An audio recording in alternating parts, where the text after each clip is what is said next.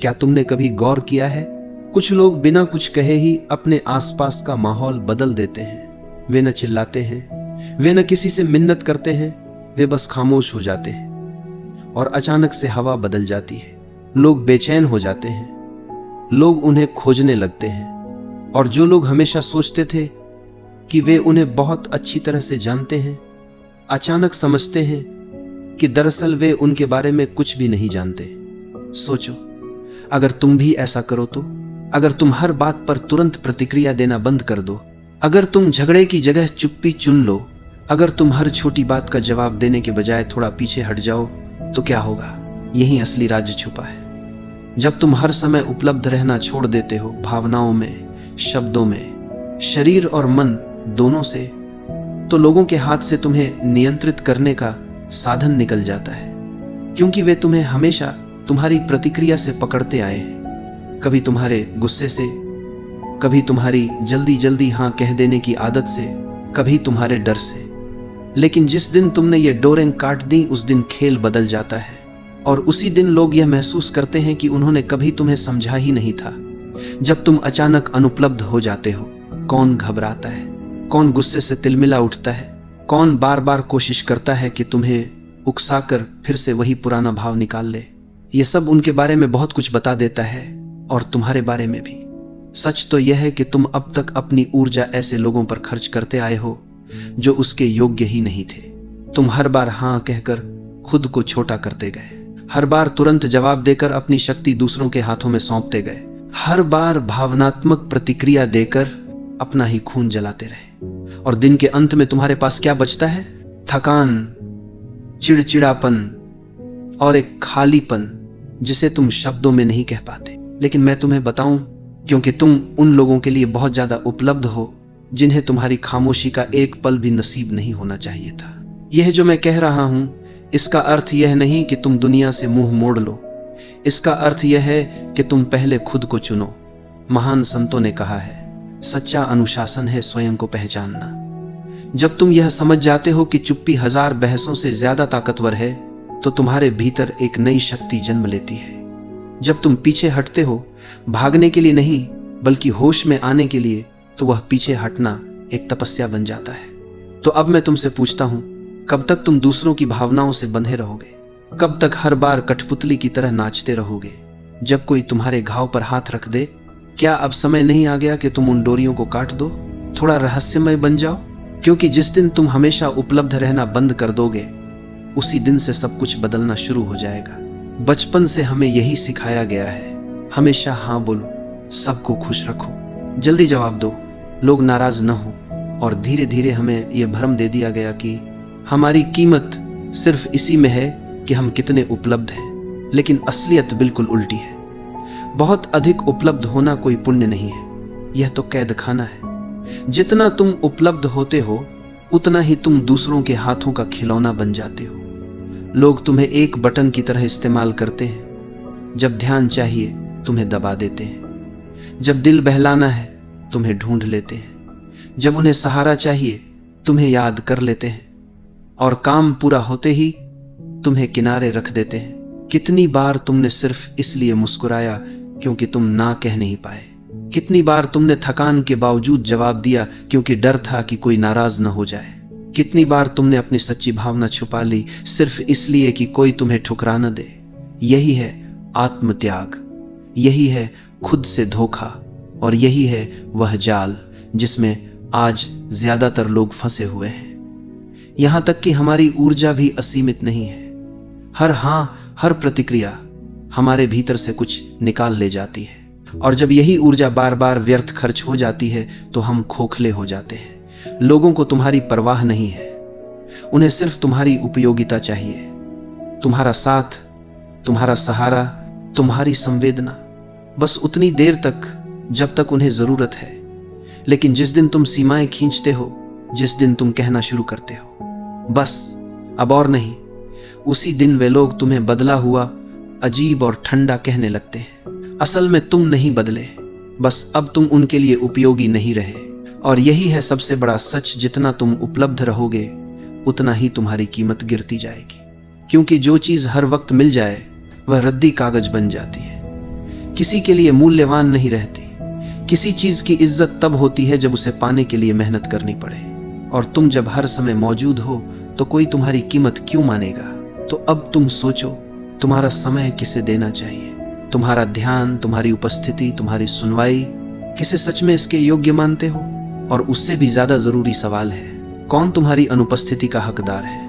लेकिन इस सवाल का जवाब देने से पहले हमें समझना होगा कि हम इतने जल्दी प्रतिक्रिया क्यों दे देते हैं। हम हर बार क्यों झुक जाते हैं?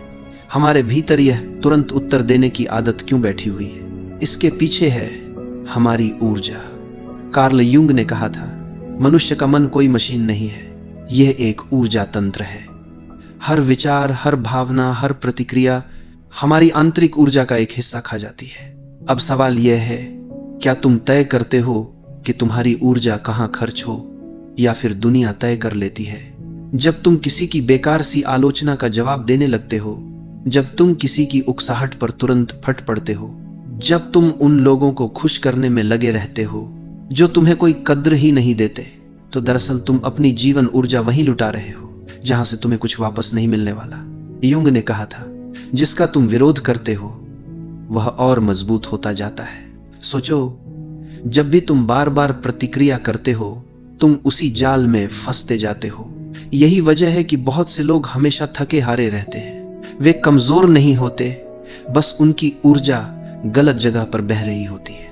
और जब इंसान लगातार थका हुआ रहता है तो वह असुरक्षित हो जाता है। याद रखो, थका हुआ इंसान शेर नहीं होता, वह शिकार बन जाता है। ऐसे लोग तुरंत पहचान लिए जाते हैं जो तुम्हारी थकान, तुम्हारी बेचैनी, तुम्हारी हर बात पर प्रतिक्रिया देने की आदत का फायदा उठाते हैं। वे जानते हैं कि तुम हर बात पर जवाब दोगे, वे जानते हैं कि तुम्हें ना कहना नहीं आता, वे जानते हैं कि तुम सबका बोझ उठाते रहोगे, और इसलिए वे तुम्हारे कंधों पर अपना बोझ उठाते डाल देते हैं। लेकिन यूंग ने यह भी कहा, सच्चा मन वही है जो ऊर्जा को भीतर बचा कर रख सके। इसका मतलब है, न कहना सीखो बिना अपराध बोध के, चुप रहना सीखो बिना डर के, देखना सीखो प्रतिक्रिया देने से पहले, क्योंकि असली ताकत प्रतिक्रिया में नहीं है, बल्कि सही समय पर सही कदम उठाने में है। कितनी बार तुम पूरी रात सो नहीं पाए किसी अधूरी बातचीत को सोचते हुए? कितनी बार तुम घंटों यह सोचते रहे, मुझे क्या कहना चाहिए था, उसने ऐसा क्यों कहा, मैंने जवाब क्यों नहीं दिया? यह सब ऊर्जा का रिसाव है। तुम बीते हुए साये को जिंदा रखते हो और वही तुम्हें खींचते रहते हैं। ऊर्जा एक ढाल है, जब तुम इसे बचाते हो तो तुम्हारी उपस्थिति अपने आप सम्मान खींचती है। तुम कमरे में प्रवेश करो और बिना कुछ कहे भी लोग तुम्हारी ओर खींच जाएं। यह तभी होता है जब तुम्हारी ऊर्जा भीतर सुरक्षित हो। लेकिन अगर ऊर्जा बिखरी हुई है तो तुम नजरअंदाज कर दी जाते हो, तुम्हारी आवाज भी असर नहीं करती, तुम कमजोर और टूटे हुए लगते हो। तो जरा देखना शुरू करो, कौन सी बातें तुम्हें तुरंत उकसा देती हैं, कौन से शब्द तुम्हें अपना धैर्य खोने पर मजबूर करते हैं, कौन से हालात तुम्हें बार बार खींचकर पुराने पैटर्न में डाल देते हैं। यही तुम्हारे सबसे बड़े छेद हैं, यहीं से तुम्हारी ऊर्जा बाहर निकलती है। और अगर तुम इन बिंदुओं को पहचान लोगे तो धीरे धीरे अपनी शक्ति वापस पा लोगे। लेकिन ध्यान रहे, इसका मतलब यह नहीं कि तुम पत्थर बन जाओ, इसका मतलब है कि तुम सजग बनो, ना ठंडे ना बेमायने, बल्कि सचेत और अपने स्वामी। यूंग ने यह भी बताया था कि जब इंसान अपनी ऊर्जा को सुरक्षित करना सीख जाता है तो दूसरों की परछाइयां उस पर काम नहीं करती। यानी कि जो लोग तुम्हें अपनी छवि में ढालना चाहते हैं, तुम्हें अपनी भावनाओं का आईना बनाना चाहते हैं, उनकी शक्ति टूट जाती है। और ये वही जगह है जहां खेल और गहरा हो जाता है। जो लोग हमेशा तुम्हारी दयालुता का फायदा उठाते हैं, जो लोग हमेशा तुम्हारे सहारे खड़े रहना चाहते हैं, जो लोग तुम्हारे शांत होने से डर जाते हैं, असल में वे तुम्हारी ऊर्जा से पलते हैं। जैसे कोई बेल किसी मजबूत पेड़ से लिपट कर जिंदा रहती है, और जिस दिन पेड़ झुकना बंद कर देता है उस दिन बेल सूखने लगती है। इसलिए अगली बार जब तुम किसी को ना कहो, जब तुम प्रतिक्रिया न दो, जब तुम चुप रह जाओ, तो समझ लो खेल बदल रहा है। तुम्हारी अनुपलब्धता उनके लिए संकट है, और यह संकट उन्हें अपने भीतर झांकने पर मजबूर करता है। तुम्हारी चुप रहना कोई कमजोरी नहीं है, यह तुम्हारी आत्मा की शक्ति है। लेकिन यहां से यात्रा और भी पेचीदा हो जाती है, क्योंकि जो लोग अब तक तुम्हें इस्तेमाल करते आए हैं वे अचानक बेचैन हो जाएंगे, वे तुम्हें उकसाएंगे, आलोचना करेंगे, तुम्हें अजीब कहेंगे। असल में समस्या तुम में नहीं है, समस्या यह है कि अब तुम उनके खेल का हिस्सा नहीं हो। और यही है अगला कदम। जब तुम सचेत चुप्पी में जाते हो, जब तुम प्रतिक्रिया देना बंद कर देते हो, तो दुनिया की सबसे गहरी चालें तुम्हारे सामने खुलने लगती हैं। मौन का खेल। आधुनिक दुनिया शोर से भरी हुई है। हर कोई बोलना चाहता है, हर कोई तुरंत जवाब देना चाहता है, हर कोई अपनी बात साबित करना चाहता है, इवन अगर उस चक्कर में उसे अपनी शांति ही क्यों न खोनी पड़े। लेकिन शक्ति, सच्ची शक्ति, वह शब्दों के शोर में नहीं बल्कि मौन की गहराई में छिपी है। ध्यान से सुनो, यह मौन किसी कायरता का मौन नहीं है, यह जागरूक मौन है। वह मौन जो उपस्थिति को और भी गहरा बना देता है, वह मौन जो शब्दों से ज्यादा कुछ कह देता है। जब तुम प्रतिक्रिया देना बंद करते हो तो तुम देखना शुरू करते हो, और जब तुम देखना शुरू करते हो तो तुम्हें वे पैटर्न नजर आने लगते हैं जो पहले तुम्हारी आंखों से छिपे रहते थे।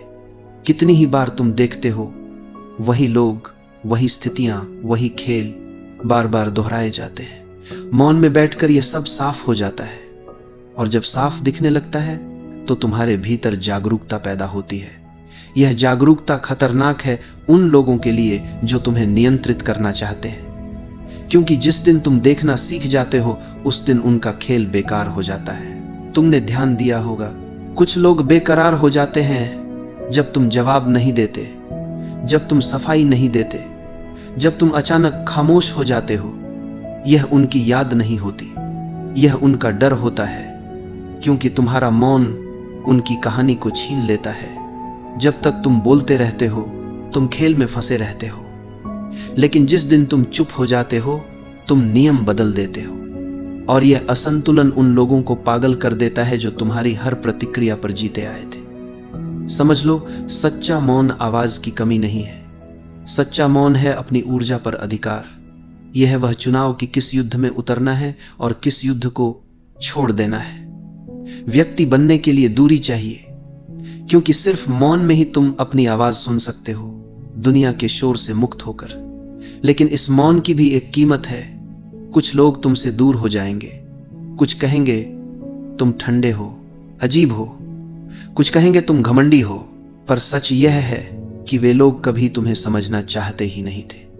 वे तुम्हें सिर्फ अपनी जरूरतों की नजर से देखते थे। और जब तुम मौन चुनते हो, जब तुम उपलब्ध नहीं रहते, तो वे तुम्हें खोने लगते हैं। लेकिन सुनो, तुम दूसरों को नहीं खो रहे, तुम खुद को पा रहे हो धीरे धीरे। यह मौन तुम्हें भीतर से गढ़ता है, तुम्हारी थकी हुई ऊर्जा लौट आती है, तुम्हारा असली चेहरा उभरने लगता है, तुम्हारा केंद्र तुम्हारे भीतर मजबूत होने लगता है। और फिर तुम देखते हो, जिन रिश्तों में सिर्फ नाटक था वे गिरने लगते हैं, जिन जगहों में सिर्फ शोर था वहां से दूरी बनने लगती है। हाँ, यह दर्द भी देता है। तुम्हें लगेगा तुम अकेले हो गए हो, तुम्हें लगेगा तुम गलत हो, तुम्हें लगेगा सब बदल गया। लेकिन ध्यान रहे, यह दर्द जन्म का दर्द है। यह अकेलापन कमजोरी नहीं है, यह अकेलापन शक्ति है। जब तुम सबके लिए उपलब्ध रहना बंद करते हो, तब तुम अपने लिए उपलब्ध होने लगते हो। यही है असली पुनर्जन्म, यही है असली स्वतंत्रता। अब कोई भी तुम्हारी डोर खींचकर तुम्हें कठपुतली नहीं बना सकता। अब कोई भी तुम्हारे घाव को कुरेद कर तुम्हें नचाना नहीं जानता, क्योंकि अब तुम मौन में टिके हो, और यह मौन ही तुम्हारी सबसे बड़ी ढाल है। और अंत में याद रखो यह सत्य, जब तुम हर किसी के लिए उपलब्ध रहते हो तुम सस्ता हो जाते हो, जब तुम मौन चुनते हो तुम अनमोल हो जाते हो। दुनिया में हर चीज जिसकी भरमार हो जाती है उसकी कीमत गिर जाती है, और जो दुर्लभ होता है वह सम्मान पाता है। तो अपने मौन को दुर्लभ बनाओ, अपनी उपस्थिति को कीमती बनाओ, अपनी ऊर्जा को बचाओ, क्योंकि यही है जीवन का सबसे बड़ा अनुशासन, और यही है तुम्हारी असली आजादी।